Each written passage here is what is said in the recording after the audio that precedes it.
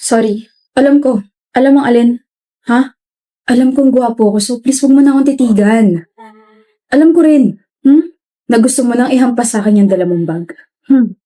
Iba na talaga mga kabataan eh. Ang kapal ng mga magbuhat ng sariling bag. Kala ko naman kapag nag-college na ako, pwede na ako magsuot ng kahit na ano. Ka-uniform pa rin pala. Init no? Pero at least we don't have to think kung ano yung pwede natin suotin araw-araw, di ba?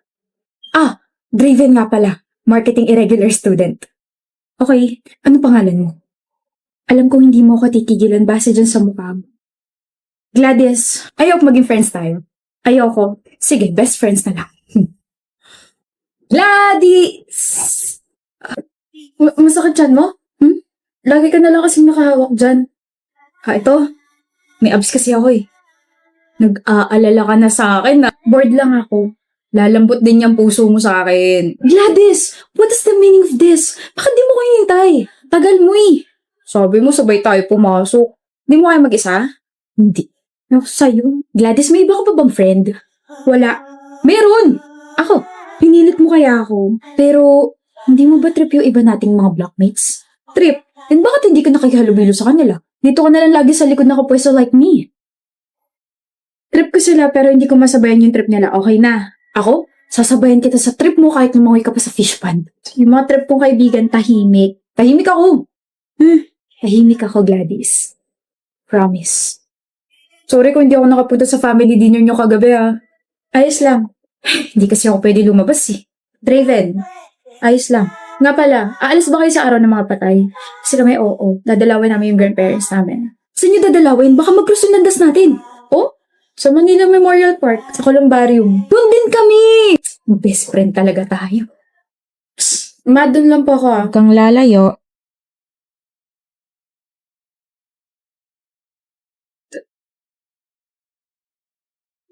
Draven Galvez. You know my brother? Oh? Brother? I'm sorry, I'm just surprised. First time kasi na may ibang tao lumapit sa vault niya. Draven Galvez? Draven Galvez, kilala mo ba siya? He doesn't have any friends, pero based from your reaction, parang kilalang kilala mo siya. Patay na siya.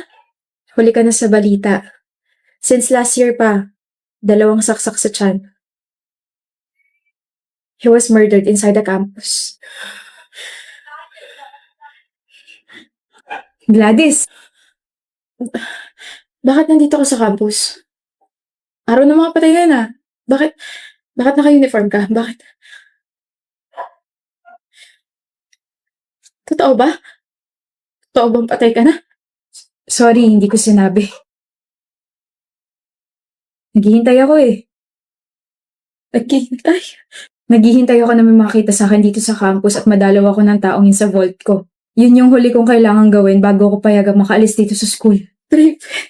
I sometimes wonder bakit laging malungkot yung mga mata mo. Na kahit nangiti ka, natawa ka, hindi yun nawawala. Na parang nanghihingi ng tulong. Kaya pala palagi kang nakahawak sa tiyan mo. Kaya pala hindi ka man lang tinitignan ng ibang blockmates ko. Kaya pala parang may pumipigil sa aking hawakan ka. Kaya pala kapag nag-uusap tayo, people were giving me weird stares. Yun pala, patay ka na. Matagal na. Takot ka na ba sa akin? Hindi ako nagsisisi sa Draven. Masaya ako na nakalala kita. Hindi ba pwede dito ka na lang?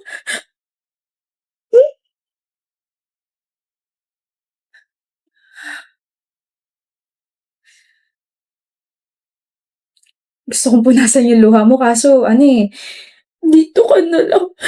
Gladys, hindi na pwede. Thank you. And sorry kung iiwan na kita rito Kailangan ko na magpahinga na tuluyan eh. Bye-bye, Gladys. Salamat sa lahat. And that's it. That's the end of her story. I didn't even get a chance to sabihin I fell in love with him. I fell in love with Draven. Bakit ka nakaupo? Higa ka muna, Kara. Hi, Dennis. Hindi. Tatawagin ko muna yung doktor mo Na-check na nila ako. Kamusta pakiramdam mo? Okay na okay naman. Pero hindi ka raw umuwi? Nag-alala ko eh. Hanggang ngayon, ano ka ba? Wala naman ako sakit. Sino hindi mag-aalala eh? Nag-uusap lang tayo tapos sabi mo hindi mo ko iiwan tapos bigla nagdugo yung ilong mo tapos bigla ka nahimatay sa harap ko. Siyempre, unang iisipin ko may sakit ka. Dennis, stress lang ako tsaka puya tapos dumagdag pa daw yung init ng panahon. Pero wala talaga akong sakit. I'm so sorry if nag-alala ka. Okay. Kalmado na ako. Nga pala, I tried to call your parents kasi nagpatulong ako sa school for that. Kaso, Walang sumagot ng tawag, right? Yeah. My parents are separated and both of them are busy sa mga kanya-kanya nilang families. I think nakalimutan nila na yung unika iha nila is buhay pa. I mean, nagbibigay naman sila ng allowance pero yun na yun. Kaya naman I have so much love to give. Gusto mo ba? pwede ba? Pwede na ba? Kung nasa stress ka, ask for my help. If hindi ka makatulog sa gabi, call me. If you wanna talk to someone, nandito ko. And I'm so sorry for being harsh. I'm glad you're now opening yourself to me. Thank you, Dennis. Hindi. Thank you, Kara, for breaking my walls. Hello, Kara? Sabi mo kapag stress ako, hingi lang ako ng tulong sa'yo, di ba? Nasa ka? Ang bilis mo naman. Hinahawakan ko lang yung kamay mo kasi stress ka. Baka kasi lobat ka pa rin eh. Di ba sabi mo na lobat first sight ka sa akin? Ano problema? Sabay-sabay lang yung projects, yung assignments, and sa family. Gusto mo pag-usapan? Hindi na okay na to. Charge na ako gamit yung kamay mo. Gusto mo kumain? Bulaga! May luga. Simula na naging komportable ka sa akin, lumalabas na yung tunay mong ugali. Hindi ba pwedeng gusto na kita kaya ganito ako sa'yo? Ako na yata yung nabulaga. Halika na nga, tinda kita sa bahay niyo. And we're here. Thank you sa paghatid, Dennis. May nakakalimutan ka yata, Kara. Kiss sa pisngi. Ingot yung bag mo. Good night. Good night. Kara, Dennis, congrats sa atin. Graduate na tayo. congrats rin. For you. Thank you. Akala mo ako lang meron? Siyempre meron ka rin. Ako rin meron. First time ko makatanggap ng ganito. Baka first kiss ako na rin, ha? Okay, pumapayag na ako makuha mo yung first kiss ko ngayon. O hindi pa tayo, ah. Ako dapat yung nagsasabi niyan kasi inopen mo yung topic ng first kiss eh. Hindi pa tayo, Kara. Hindi pa nga kita sinasagot eh. Visit ka.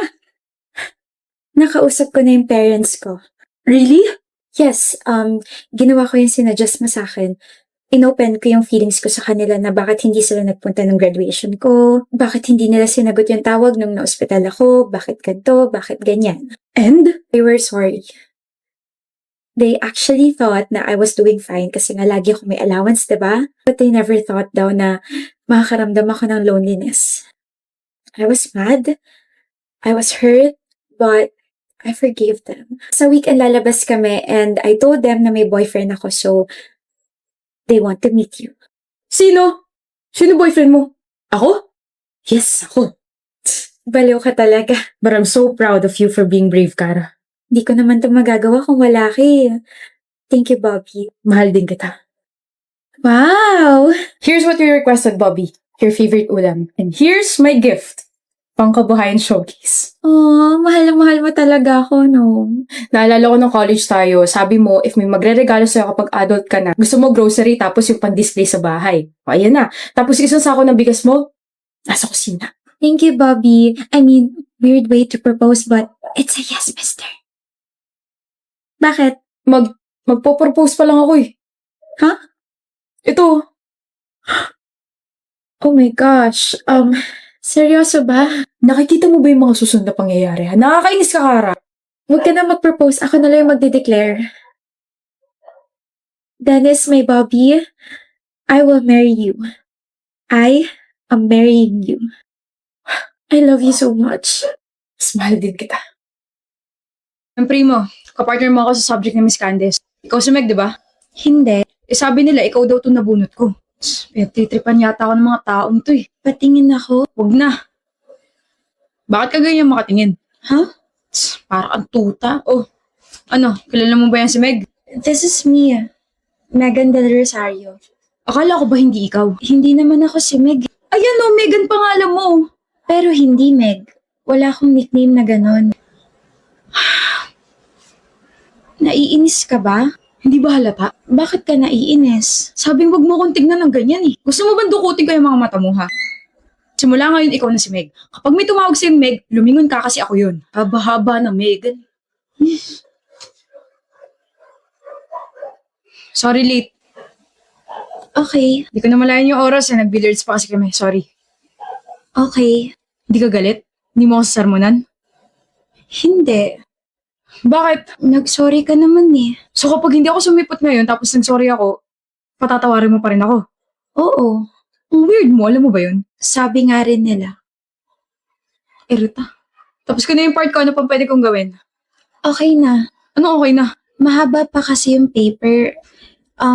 Okay na. Like, para wala ka nang gagawin. Bakit? Okay lang, Primo. Pero,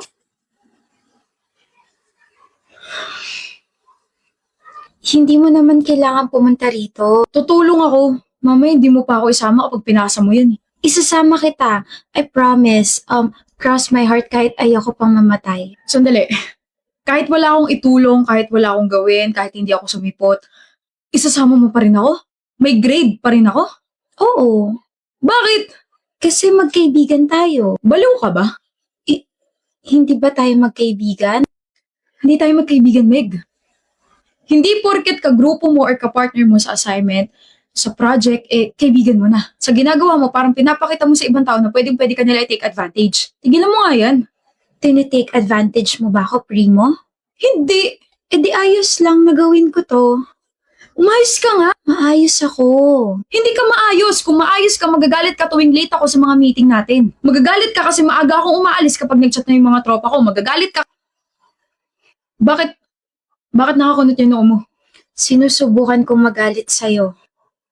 Galit ka na yan? Oo. Masyado ka mabait.